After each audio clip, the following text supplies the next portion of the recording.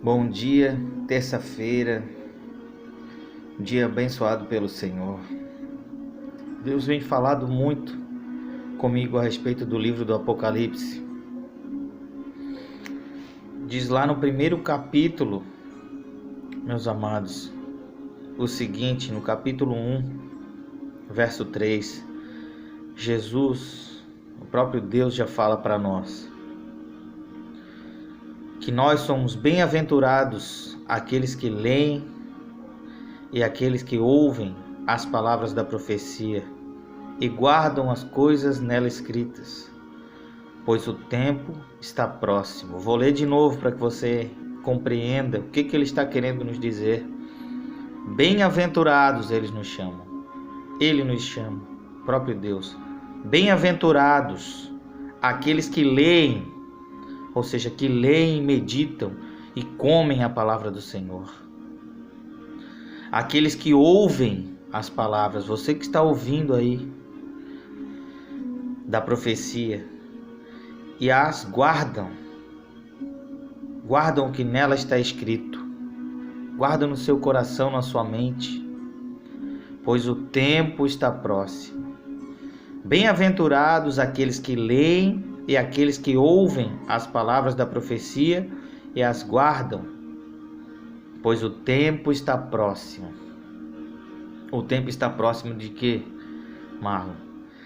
De todas as coisas se cumprirem. Tudo que está escrito no Santo Evangelho do Senhor já está se cumprindo. Nós estamos já vivendo o Apocalipse. E ele diz mais lá no verso 3 de Apocalipse, no capítulo 3 de Apocalipse, verso 11: venho sem demora, conserva o que tens, para que ninguém tome a tua coroa. Ele está falando que ele vem sem demora, para nós conservarmos o que nós temos, para que ninguém nos roube a nossa coroa. Para que ninguém roube a nossa coroa, nosso galardão com ele, para que nós fiquemos firmes na presença do Senhor, firmes nas verdades ouvidas no Evangelho, do Evangelho, porque ele vem sem demora. Ele nos chama de bem-aventurados, aqueles que leem, aqueles que guardam e aqueles que praticam as coisas na palavra de Deus escrita, que o tempo está próximo. E ele vem sem demora. E ele diz mais, lá em Apocalipse 20, no verso 11 em diante: vi um grande trono branco e aquele que nele se assenta, de cuja presença fugiram a terra e o céu, e não se achou lugar para eles. Vi também os mortos, os grandes e pequenos, postos em pé diante do trono. Então se abriram livros. Ainda outro livro, o livro da vida, foi aberto.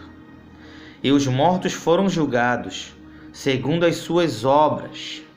Todos nós vamos ser julgados segundo as nossas obras. Tudo que nós fazemos aqui nesta terra, nós vamos prestar contas. Você queira ou não, eu queira ou não, nós acreditemos ou não, nós vamos prestar contas. Todos nós temos livros escritos pelo Deus Altíssimo.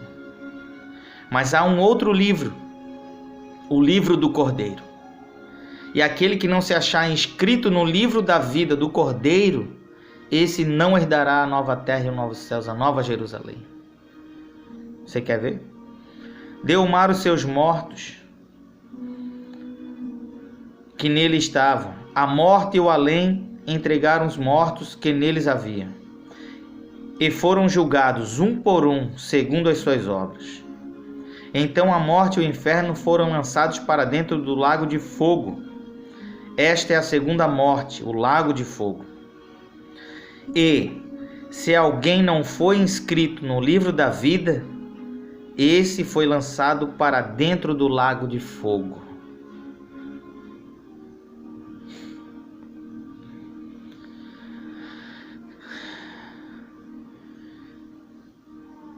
E aquele que está assentado no trono disse: Eis que faço novas todas as coisas. E acrescentou: Escreve, porque estas palavras são fiéis e verdadeiras. Disse-me ainda: tudo está feito. Eu sou o Alfa e o Ômega, o princípio e o fim. Eu, a quem tem sede, darei de graça da fonte da água da vida. Ao vencedor herdará estas coisas. E eu lhe serei Deus, e ele será filho. Ou seja, aquele que estiver com o nome escrito no livro da vida, o Senhor será o nosso Deus, e nós seremos seus filhos, filhos do Deus Altíssimo. Quanto, porém, aos covardes, aos incrédulos, aos abomináveis, aos assassinos, aos impuros, aos feiticeiros, aos idólatras e a todos os mentirosos, a parte que lhes cabe será no lago que arde com fogo e enxofre, a saber, a segunda morte. Vou repetir. Quanto, porém, aos covardes, aos incrédulos, aos abomináveis, aos assassinos, aos impuros, aos feiticeiros, aos idólatras e a todos os mentirosos, a parte que lhes cabe será no lago que arde com fogo e enxofre, a saber, a segunda morte. Ou seja, meus amigos, nós temos que buscar a presença de Deus todos os dias. Temos que buscar a face do nosso Deus. Temos que nascer de novo, nos arrependermos de nossos maus caminhos, sermos lavados no sangue do Cordeiro, porque essas palavras são fiéis e verdadeiras. Dentro em breve acontecerão. Se Jesus não voltar nas nuvens que nós observamos com nossos olhos, vivos, nós estando vivos, se nós morrermos hoje, Ele voltou para nós. E o que você tem plantado, para quem é? Veja em qual palavra você está se encaixando. Se você está garantindo o seu lado junto ao Cordeiro, se você ama estar com Ele, buscar a face dEle, se render a Ele, dar glórias, louvores e adoração somente a Ele, ou você está dando a sua adoração aos abomináveis, aos ídolos, ou se você está deixando a sua boca, a sua língua ser língua mentirosa. Não se esqueça que o pai da mentira é o diabo, Satanás. A última palavra que ele fala aqui é a todos os mentirosos, todos. Se você mente a respeito de qualquer coisa, você já está se enquadrando nos mentirosos. Você já está se enquadrando na parte que vai para o lago de fogo e enxofre. Não faça isso. Conserte-se perante o Senhor. Conserte-se com Deus. Faça a coisa certa. Busque a presença dEle. Eu não quero que você vá para o inferno, tampouco o Deus Altíssimo. Busque a presença dEle. Busque o galardão com Ele.